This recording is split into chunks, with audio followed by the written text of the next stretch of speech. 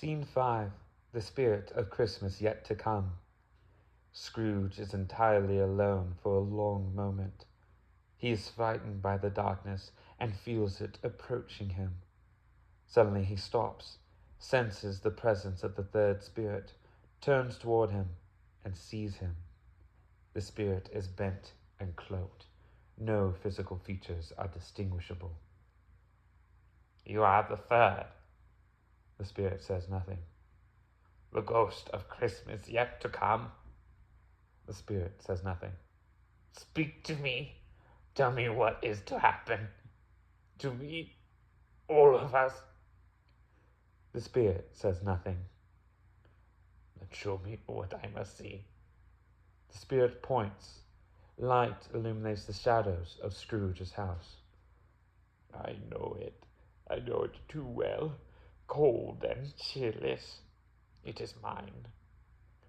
The cook and the charwoman are dimly visible in Scrooge's house.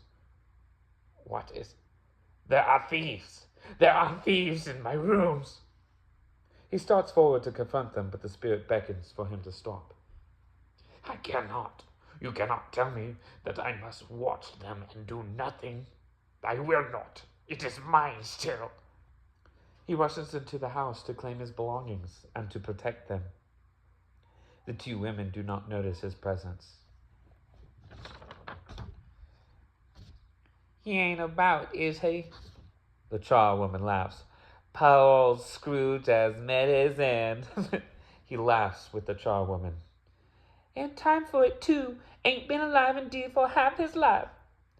"But the Sparsit's nowhere, is he?" Emerging from the darkness. "Looking for someone, ladies?" The cook shrieks, but the charwoman treats the matter more practically, anticipating competition from Sparsit. "There ain't enough but for the two of us." "More and enough if you know where to look." "Hardly decent is what I'd say. Hardly decent. The poor old fella hardly cold, and you're thieving his wardrobe." "You're here out of love, aren't you?" "There's no time for that." Sparsit acknowledges Scrooge for the first time, gesturing toward him as if the living Scrooge were the corpse. Scrooge stands as if rooted to the spot, held there by the power of the spirit. "He ain't about to bother us, is he?" "Ain't he a picture?" "If he is, it ain't a happy one." They laugh. "Ladies, shall we start?" The three of them grin and advance on Scrooge. "Cook," snatching the cufflinks from the shirt Scrooge wears. "They're gold, ain't they?" "The purest, madam." "I always had a fancy for that nightcap of his. My old man could use it." She takes the nightcap from Scrooge's head. Sparsit playfully removes Scrooge's outer garment, the coat or cloak that he has worn in the previous scenes. "Being a man of more practical tastes, I'll go for the worsted and hope the smell ain't permanent." The three laugh. "Cook, we go around again." "Do you think that little bell he's always ringing at me is silver enough to sell?" The three of them move toward the nightstand, and Scrooge cries out, "No more! No more!" As the spirit directs Scrooge's attention to the tableau of the three thieves, standing poised over the silver bell, Scrooge bursts out of the house, clad only in his nightshirt. I cannot! The room is too like a chillish place that is familiar. I won't see it. Let us go from here. Anywhere." The spirit directs his attention to the Cratchit house. The children are sitting together near Mrs. Cratchit, who's sewing a coat. Peter reads by the light of the coals. "And he took a child and set him in the midst of them," putting her hand to her face. "Oh, the light tires my eyes so." Pause. "They're better now. It makes them tired to try to see by firelight.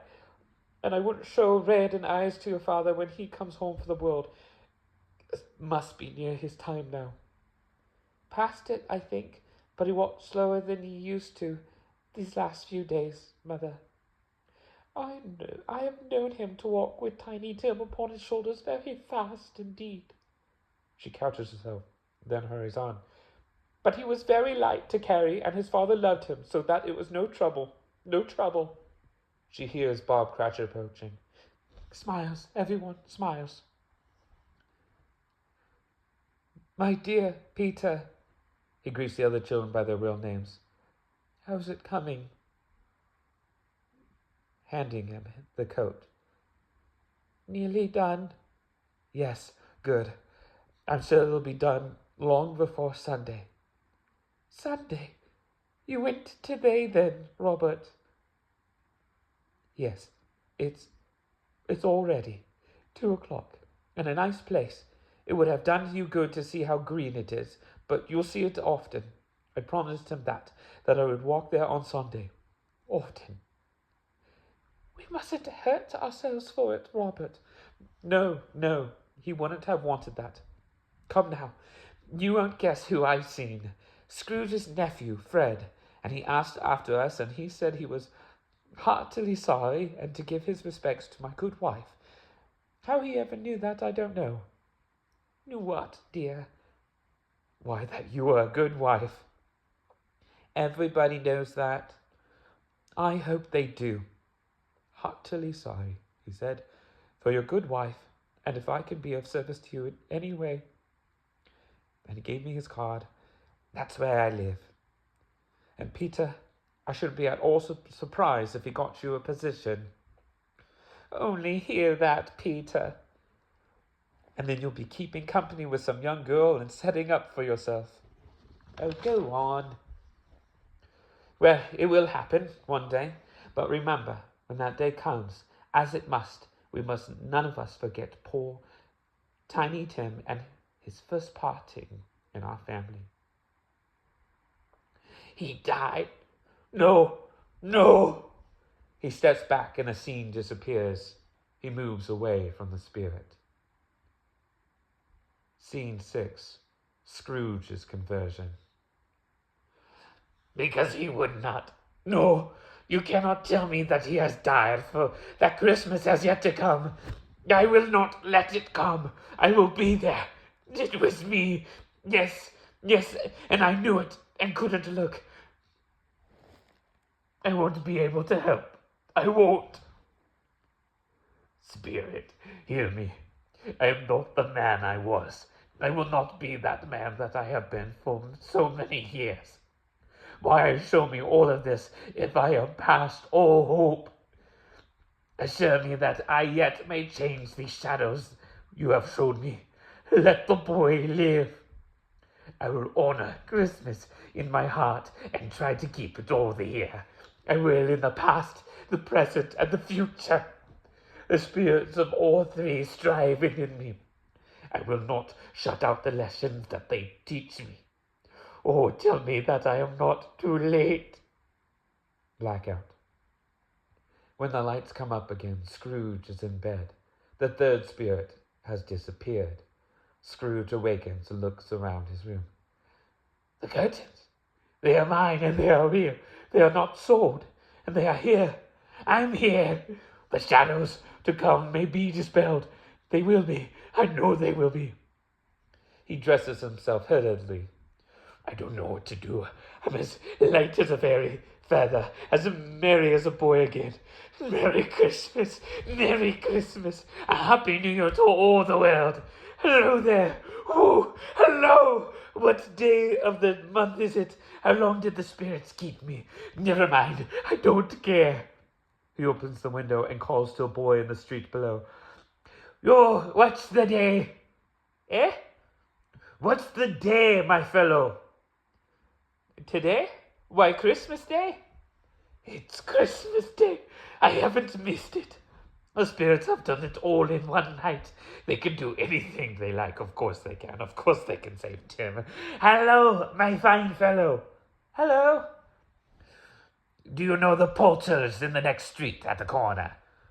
I should hope so. An intelligent boy, a remarkable boy. Do you know whether they sold the prize turkey that was hanging up there? Not the little prize, the big one. What? The one as big as me? What a delightful boy. Yes, my bucko. It's hanging there now. Is it? Go and buy it. Oh, go on. I'm earnest. Go and buy it and tell it to bring it here that I may give them the direction where to take it. Come back with the butcher and I'll give you a shilling. Come back in less than 2 minutes and I'll give you half a crown. Right, Guy. He exits. I'll send it to Bob Cratchit. He shan't know who sends it. It's twice the size of Tiny Tim, and such a Christmas dinner it will make. Carolus suddenly appears singing, Hark the herald angels sing. Scrooge leans out the window and joins them in the song. I must dress, I must. It's Christmas Day. I must be all in my best for such a day. Where's my China silk shirt? The boy and the butcher run in with the turkey. What? Back already? And such a turkey! Why, you can't carry that all the way to Cratchit. Here, boy, here's half a crown, and here's an address in Camden Town. See that it gets there.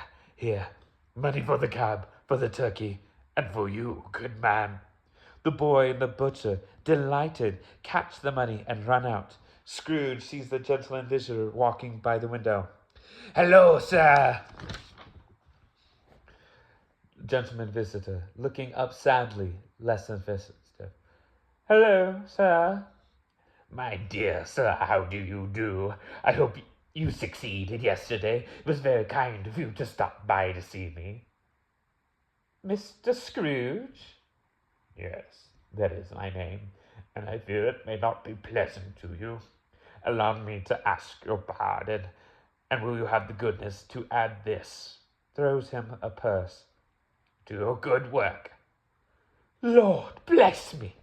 My dear Mr. Scrooge, are you serious? If you please, not a penny less. A great many back payments are included in it, I assure you. Will you do me that favor? My dear sir, I don't know what I can say to such generosity. Say nothing. Accept it. Come and see me. Will you come and see me? I will. Thank ye. I'm much obliged to you. I thank you 50 times. God bless you and Merry Christmas. Merry Christmas to you, sir. Running downstairs out of his house and onto the street. Now which is the way to the nephew's house?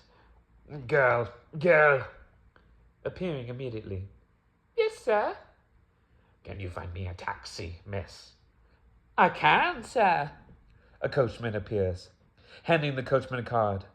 Can you show me the way to this hall? I can, sir. Good. Come up, girl. They mount to the top of the taxi. This action may be stylistically suggested. Will you be an old man's guide to a Christmas dinner? I would, sir, and God bless you. Yes, God bless us, everyone. Raising his voice, almost a song. Driver to Christmas. They exit, all three singing Joy to the World. Blackout. The lights come up for the finale of Fred's house. The Cratchits are there with Tiny Tim. All stop moving and talking when they see Scrooge standing in the center, embarrassed and humble. Well, I'm very glad to be here at my nephew's house. He starts to cry. Merry Christmas. Merry Christmas. Softly. Merry Christmas. They sing, deck the halls with halls of holly, greeting one another and exchanging gifts. Scrooge puts Tiny Tim on his shoulders, shouting as the carol ends, God bless us, everyone. To the audience, oh yes, God bless everyone.